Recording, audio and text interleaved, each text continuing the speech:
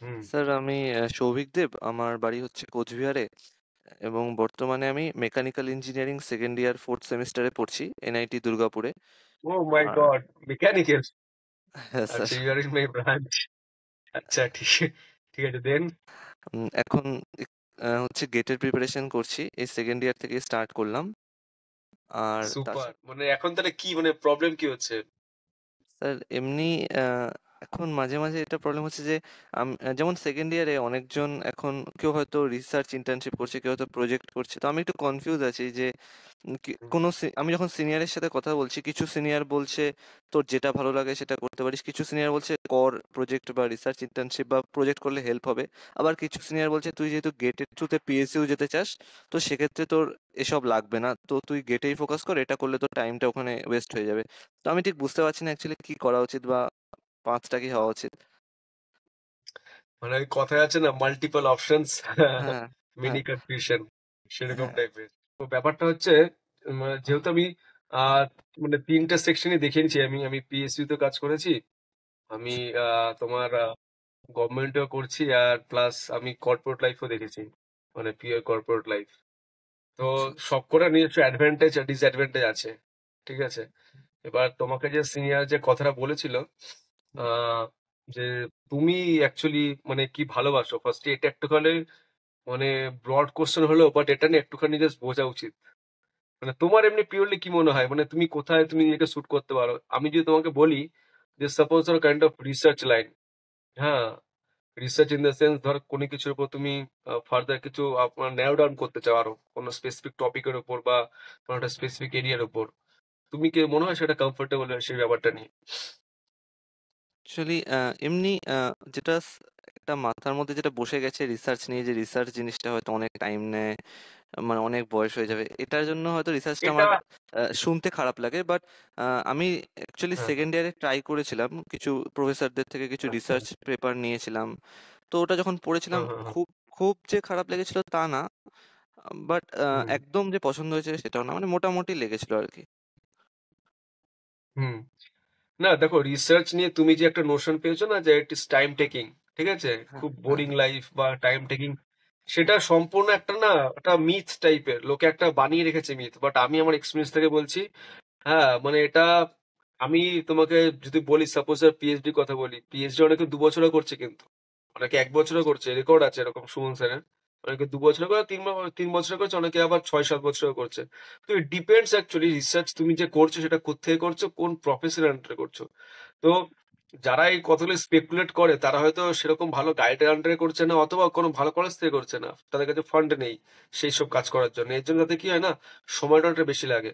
But যেই সব জায়গায় ফান্ড আছে, গাইড খুব ভালো আছে, তাদের ক্ষেত্রে না এইটা আমার মনে হয় না অতটা তুমি যে বলছো প্রবলেমেটিক সেটাও না। ইভেন আইআইটি খড়গপুরে বা আইআইটি বম্বে বা আইআইটি মাদ্রাসে এমনও কিছু স্টুডেন্টস আছে যারা ধরো তোমার এনআইটি পাটনা থেকে গেছে বা অন্যান্য এমন কিছু কলেজ থেকে, এনআইটি ওয়ারাঙ্গল থেকে গেছে, হ্যাঁ, তারা কিন্তু ওখানে 3-4 বছর কমপ্লিট করেছে কিন্তু রিসার্চ। আচ্ছা, মানে আমি নিজের চেনাশোনায় এরকম দেখেছি।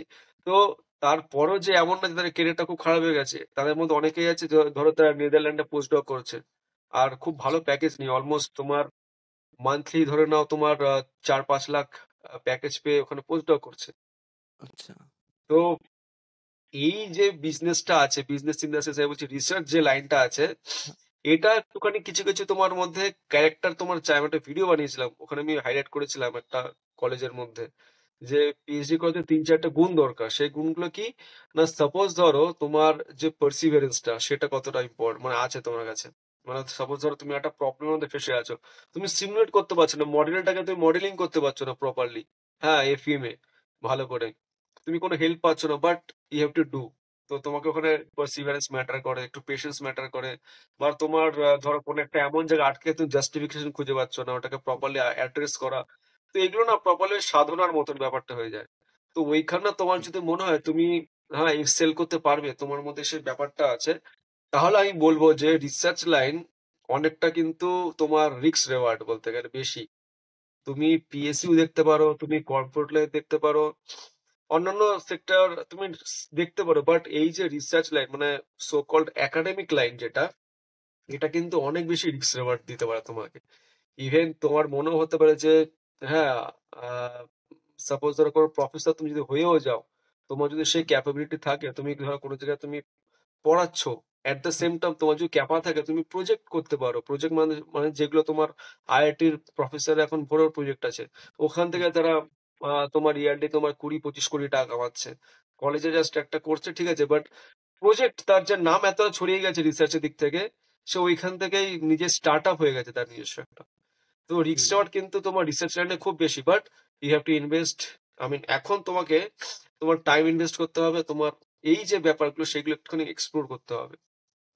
হ্যাঁ, বাট যেটা স্পেকুলেট করে বেশিরভাগ সেটা কিন্তু মানে খুব ভয়াবহ। মানে সবাই ম্যাক্সিমাম বলে যে সাপোজ তুমি পিএইচডি করলে আজকে, কথার কথা, তাহলে তোমাকে হুম, জানো প্রথমে একটা খুব বাজে একটা কথা শুনতে হবে সমাজের কাছ থেকে।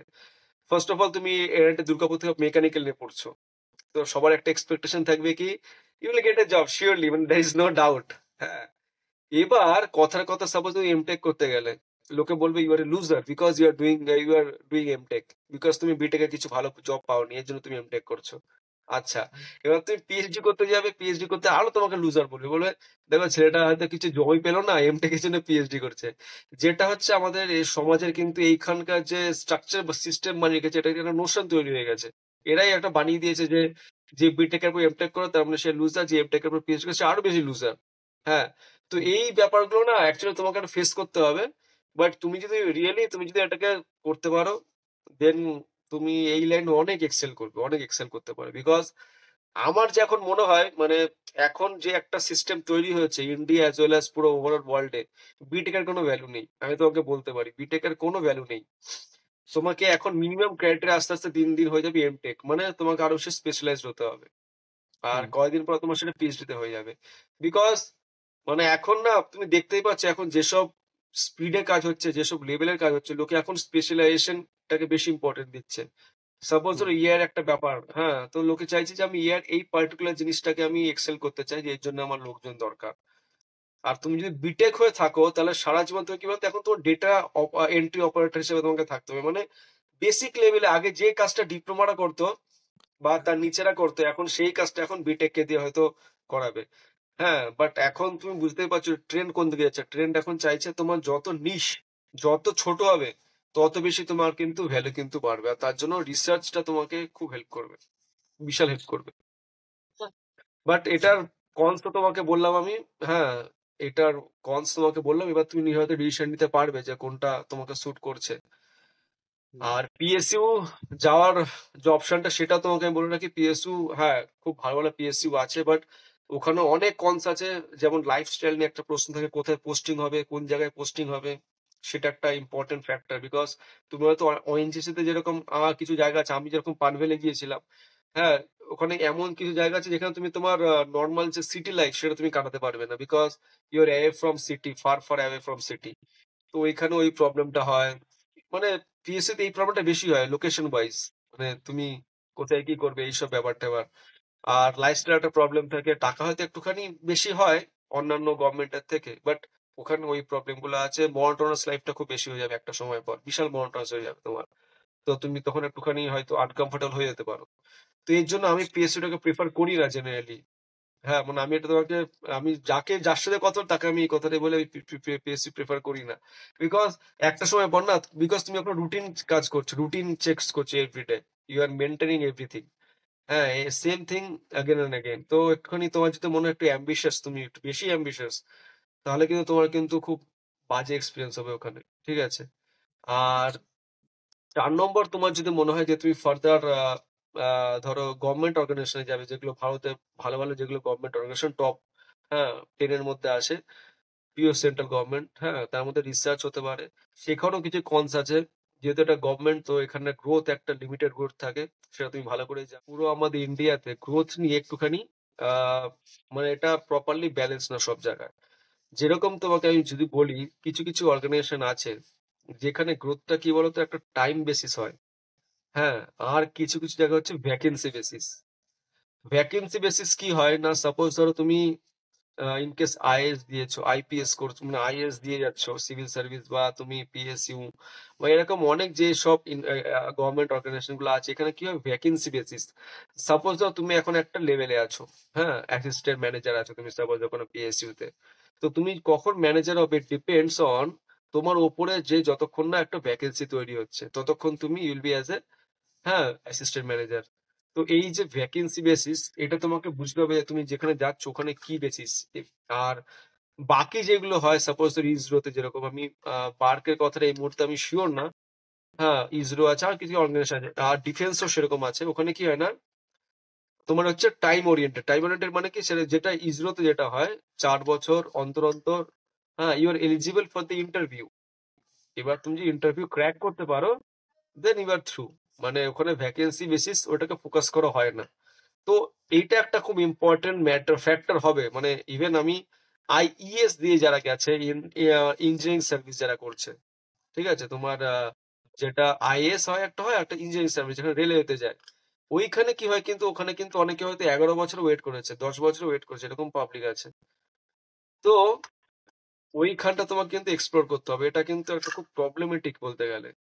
কেননা ভ্যাকেন্সি বেসিস যদি তুমি দেখো, এরকম আমাদের অনেক একটা বন্ধু, সে কি হয় না, ইসরোতে জব করতে করতে ইএস ক্লিয়ার করে, গিয়ে ও নেভেল অফিসার ওখানে হয়েও যায়, নেভিতে গিয়েছিল অ্যাজ এ নেভেল অফিসার।